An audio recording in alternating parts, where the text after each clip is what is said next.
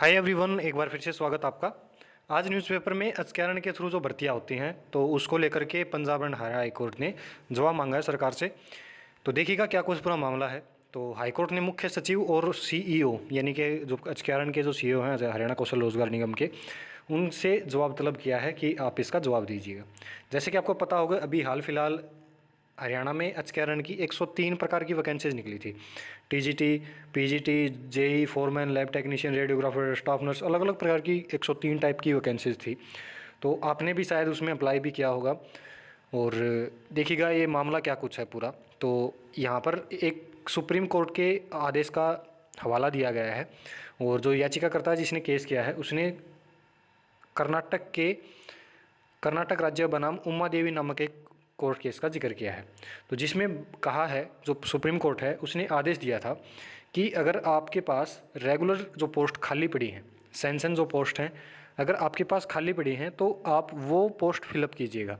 अस्थायी जो पोस्ट है वो बाद में दीजिएगा। तो देखिएगा उसमें कहा था कि राज्य को सामान्य नियम से हटकर स्थायी पदों पर अस्थायी रोजगार में लिप्त होने की अनुमति क्यों दी जानी चाहिए। सुप्रीम कोर्ट ने आगे कहा था कि यह अदालत राज्य से नियमित और उचित भर्ती करने पर जोर देने के लिए बाध्य है और नियमित भर्ती के नियमों के लगातार उल्लंघन को प्रोत्साहित या अपनी आंखें बंद नहीं करने के लिए बाध्य है। यानी कि आप रेगुलर वैकेंसीज फिलअप न करके अस्थायी पोस्ट क्यों फिलअप कर रहे हैं, ये बात यहाँ पर कही गई है। और उसी का यहाँ पर हवाला दिया गया है कि अगर सैंक्शन पोस्ट अगर खाली पड़ी हैं तो आप ये एचकेआरएन के थ्रू क्यों भर्तियाँ कर रहे हैं। तो अब जो एचकेआरएन की जो भर्तियाँ हैं, सिलेक्शन प्रोसेस सभी को पता होगा। जो इनकम वाले एक 40 नंबर मिलते हैं, फैमिली आईडी अलग बनवा के अपनी और 40 नंबर ले लो और एचकेआरएन के थ्रू नौकरी लग जाओ।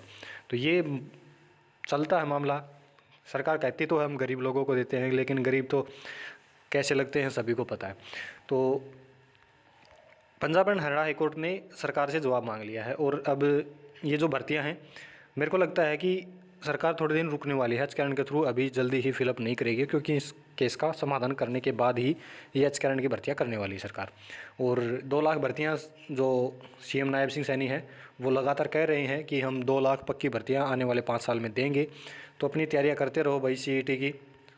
ये 2 लाख भर्तियाँ, इतनी पोस्ट खाली पड़ी हैं हरियाणा में, तो ये 2 लाख अगर सीईटी के थ्रू आ गई तो बल्ले बल्ले ही अपनी। और सीईटी आपका जल्दी होने वाला है, शायद पॉसिबिलिटीज़ हैं फरवरी मार्च में हो जाए, और आने वाला समय बताएगा। तो ये एक एचकेआरएन के थ्रू एचकेआरएन की जो भर्तियाँ हैं उनके कोर्ट केस के रिलेटेड न्यूज़ थी। और कोई डाउट सजेशन हो कमेंट सेक्शन में ज़रूर बताना।